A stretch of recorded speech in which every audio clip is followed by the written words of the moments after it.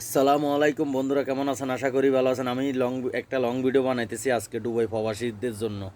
কারণ আমি আগেও বলছি, এখনও বলছি, যারা দুবাইতে অবৈধভাবে আছেন তারা ভিসা লাগান। কারণ দুবাইয়ের সরকারে আমাদেরকে 4 মাস সুযোগ দিচ্ছে, দুই মাস 4 মাস সুযোগ দিচ্ছে আমাদেরকে ভিসা লাগানোর জন্য। কারণ কেন রে ভাই, আমরা একজনকে ঠকাইতাম যাই, নিজে ঠকি।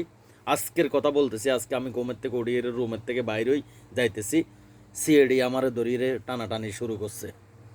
তো আমি তো মনে করেন আরবি বুঝি না, আরবি কম বুঝি, মানে জিপ কি এর কয় এটাও বুঝি না।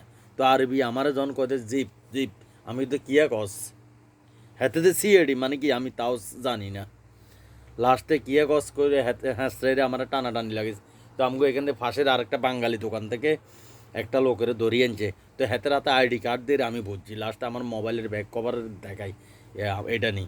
লাস্টে কথা খোল, মানে আর খুলতে কর আর কি আরবিতে। তো আমি খুলিয়ে দেয়ানোর পরে এরপর আমার চাইছে। তো ভাই এখন কিন্তু অভিযান জোরে সোরে চলতেছে দুবাইতে। আজকের ভীষণ ইয়েরে যেরকম আমার কমর দড়িয়ে আমার টানা ছিঁড়া লাগাই দিছে হ্যাঁসরা ইয়েরে, এরকম দুবাইতে আজকে প্রচুর অভিযান চলতেছে।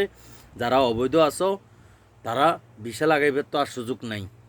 তারা ধরতে এলে বাংলাদেশে আজকে আমরা যে রুমে থাকি অলরেডি আমাদের রুমের আশেপাশে সবটি রুমের দরজা লাইতে লাইতে খুলিয়ে রুমে ঢুকিয়ে চেক করতেছে অলরেডি। তো আপনাদেরকে বলতেছি, আপনারা কেন রে ভাই ভিসা লাগান নয়? 2 টাকা বেশি কামানোর জন্য, এদেশের সরকারের ঠকানোর জন্য এখন নিজে ঠকতে হইতেছে। ওইটাই দেখেন, কথা আছে না, একজনের ঠকাইতে গেলে নিজে ঠকতে হয়। তো ধন্যবাদ। কার কাছে কেমন লাগছে আমার এই ভিডিওটা? ভালো থাকেন, সুস্থ থাকেন, আল্লাহ হাফেজ।